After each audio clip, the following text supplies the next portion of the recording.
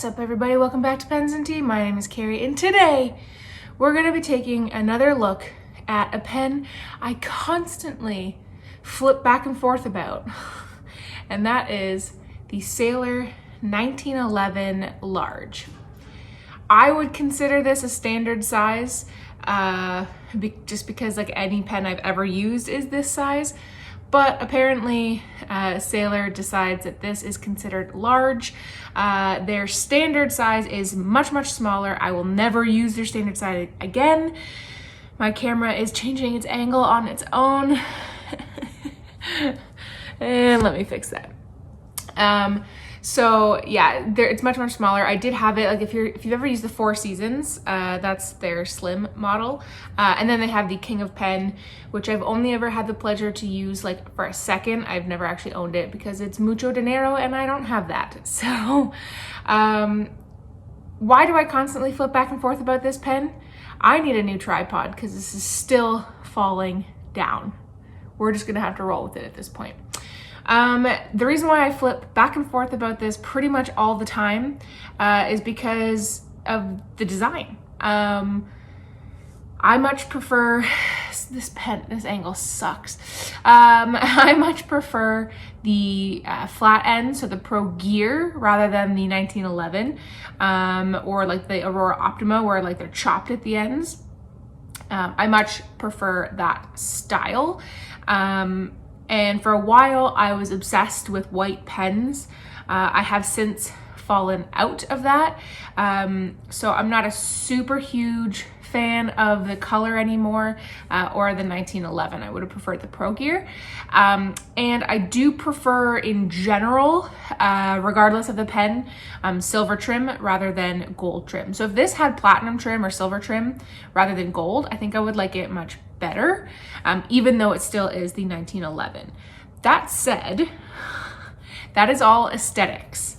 It is purely the aesthetics for the reason why I flip back and forth between this pen. The way that it writes, the way that it performs, everything else about the functionality of the pen is glorious.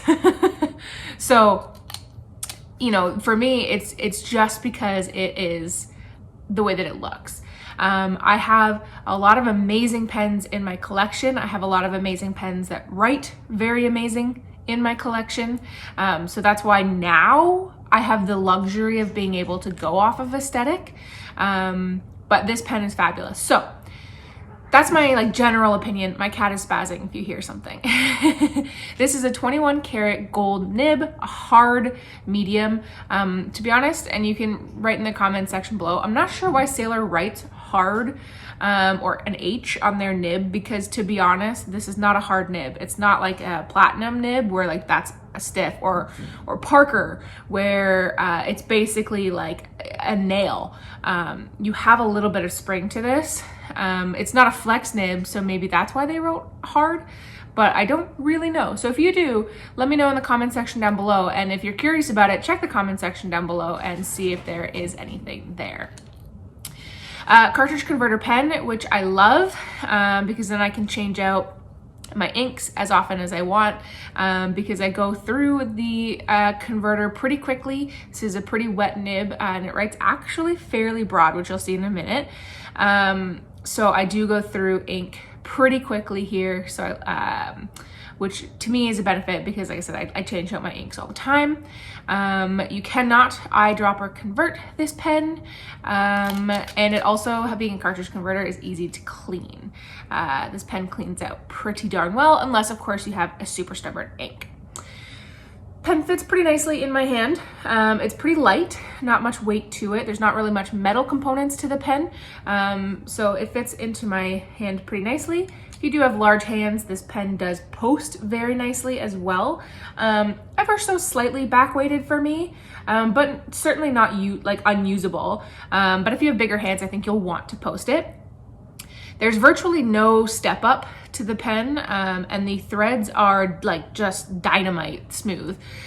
So my thumb pretty much 100% rests on the threads because the grip section is fairly small, but it is very comfortable for me. I don't have a problem with it whatsoever.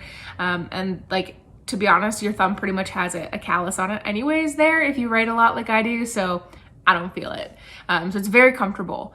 I 100% recommend this pen. I don't remember exactly how much it is. Sailor is a bit of a pricier brand, but any Sailor, to be honest, that I've used has always written very well.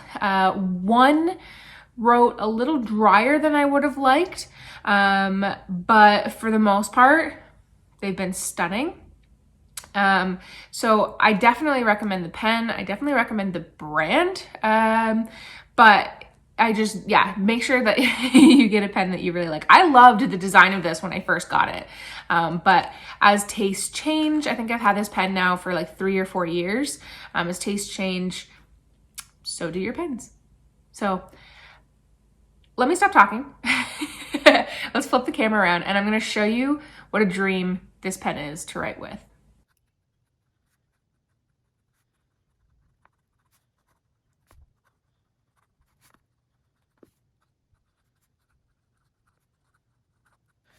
Okay, so as always, quick brown fox, yada yada yada. Ink for today, Sailor Manyo Yomogi, I think is how you sort of pronounce that, or at least the anglicized version of it. So hard medium nib from Sailor, 21K gold. I would say this is like a Western medium, or like a Pelican fine. This is not your typical Japanese medium. It's much closer to a Western. Don't know why necessarily. The tines look perfectly aligned. I've looked under a loop. It's not like the tines are too far spread out. It's just the way that this one is. But to be honest, I kind of like it because it is so smooth. There's an itty bitty little bit of feedback, but it's so smooth. The ink flows out of here beautifully. Like you do get a little bit of line variation, not a crazy ton amount, but a little bit. For reverse writing, you 100% can, and it will keep up for quite a while. It is a little bit scratchy, so I wouldn't recommend it like as like an everyday experience, but you can certainly go from like a Western fine to basically a Japanese extra fine in you know, the single nib, so that is pretty cool.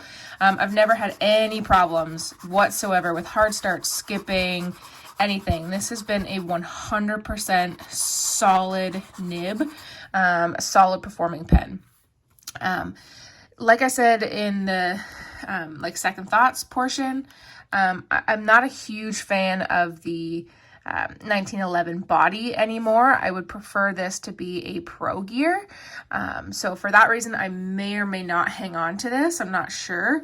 But it's not because of the pen quality. The pen quality is absolutely astounding. And if I didn't have a collection of pens that I already love, that already write very well, then I would 100% hold on to this.